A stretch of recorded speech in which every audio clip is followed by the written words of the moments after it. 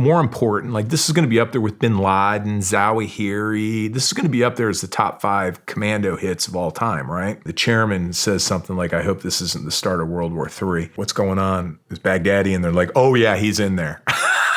He's in there. He's got a suicide vest on. Get a call about 1 p.m. from our source in the counterterrorism task force. It's going tonight. It's like, thanks. Jump in my car, go to work. Go to the White House Situation Room. Walk in, go to the White House Situation Room.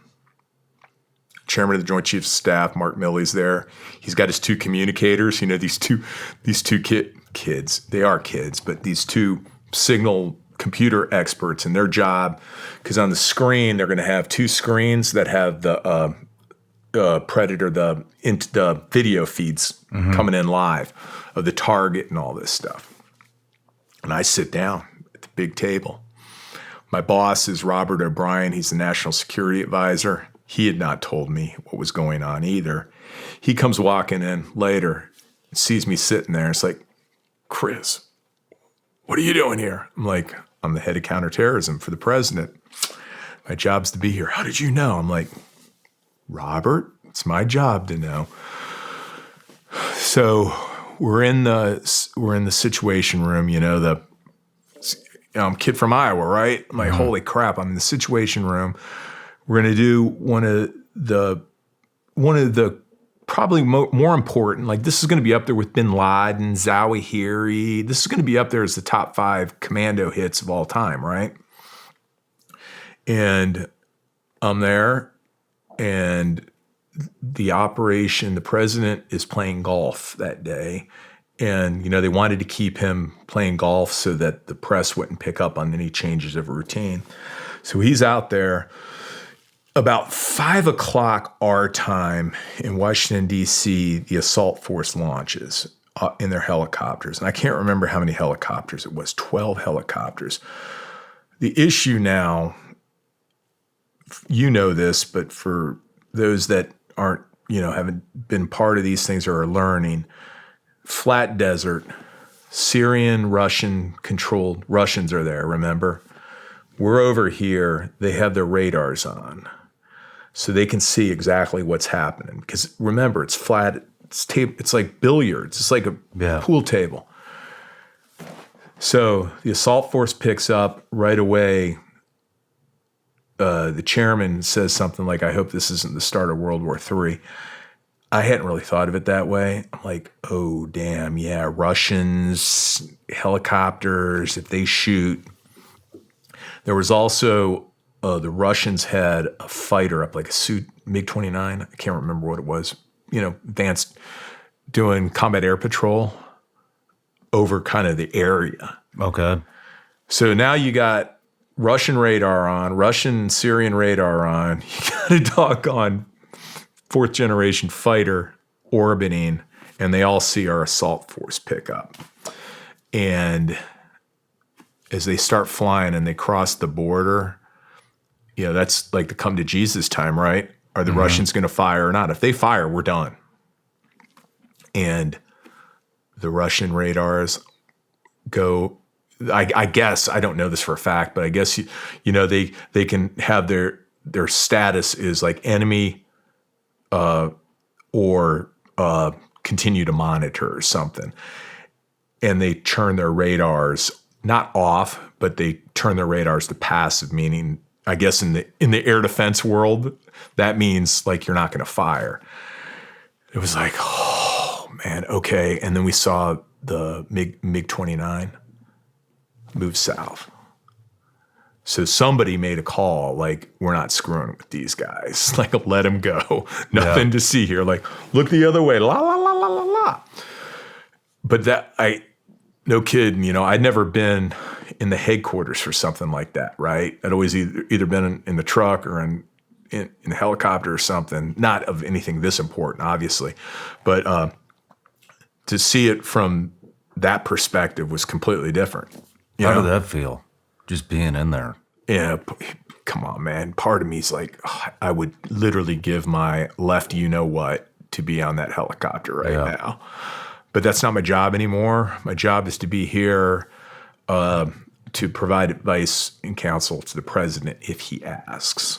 And so I thought that was a hell of a presidential decision because he knew the decision calculus on that. He knew this whole thing could go bad, really, really, like epically bad, like Desert One in Iran in 1979. You know, that bad, like that can ruin. You know, that can end your presidency, right? Yeah. And he made the call to go ahead and execute because the other one was like, why don't we just put missile strike in on it? Heck with it. And we're like, no, we got to know we got the guy. Because in this era of information warfare, like they're still arguing about if so-and-so's still alive, you know? We're like, no, we need to go, like, we need to have some his flesh to do DNA testing on. Off goes the assault force. You got your drones up, filming everything. Assault force goes in, lands. And here's the other one. Did you ever do call outs? Like, remember in our day, you just went in and just like blew down the door, assaulted the house or building, didn't give any warning. Well, during the course of the war, as the situations changed, they did a call out, meaning the assault force surrounded the house. Dude with a micro, you know, what do you call it? A bullhorn or something. Bullhorn is like, hey, you're surrounded. Come out with your hands up. And lo and behold, like a bunch of women and kids start streaming out. Like I can't remember how many, like 20 of them come streaming out of this house. Translators and interpreters are like, what's going on? Is Baghdadi? And they're like, oh yeah, he's in there. He's in there. He's got a suicide vest on, and he's got 3 women with him that are also his wives, one of which was like 14 or something. You know, can you believe this? Can you believe that crap? I mean, I believe it now because the shit's going on right here in the home front, you know? Man. It's getting, well, that's another conversation. Do the call out, or like he's in there. Okay, well, we're going to go get time to dig him out. And they send the dog in. They sent I think they sent a robot in first. You know, oh, he's here. He had built out like a fighting position slash safe room in the back. They're like, oh no, he's here. And yeah, there are 3 women here. And the only way we're going to get this done is going to have to put some commandos in here to dig him out, kill his ass, right? And so then... What unit is this? This is the Army. Okay. Did you see me wink? This is the Army counterterrorism element that remains nameless, that you all know. And you can say it, but I can't say it. And you've had many of their members on your show before. Yeah. Because they were the task force that was in Syria, Iraq at the time. Okay. So they did the operation. And we're all watching the screen, you know, and you know how watching ISR is. It's kind of like murky and you can't really tell what's going on. But you can see it's game on time. You can see the explosions, boom, boom, boom. You're sitting there like, what's going on? But you don't want to ask because you know they're busy. And I got to tell you this, President, Vice President, Milley, senior military leadership were all extremely, you know, patient. Because there's nothing worse. Remember when you're getting yelled at by your boss? You're like, hey, I'm working right now. I'll give you a situation report. When it's done, stop bothering me. I was really impressed that nobody put any stress on. You can see explosions going off, and you're like, oh man, this is the fatal funnel, you know. Nothing we can do about it. Let's see what happens. About not too much later, the report comes back. Yep. Suspect or whatever, you know, the target detonated himself, and we're now going to collect DNA to see if it was him. Hey everybody, I'm Shawn Ryan. Click here to subscribe to the Shawn Ryan Show YouTube channel for the hottest and most compelling interviews that you will not see anywhere else. I've also made a playlist of all the previous SRS episodes so they're easy to find. You can find that right here.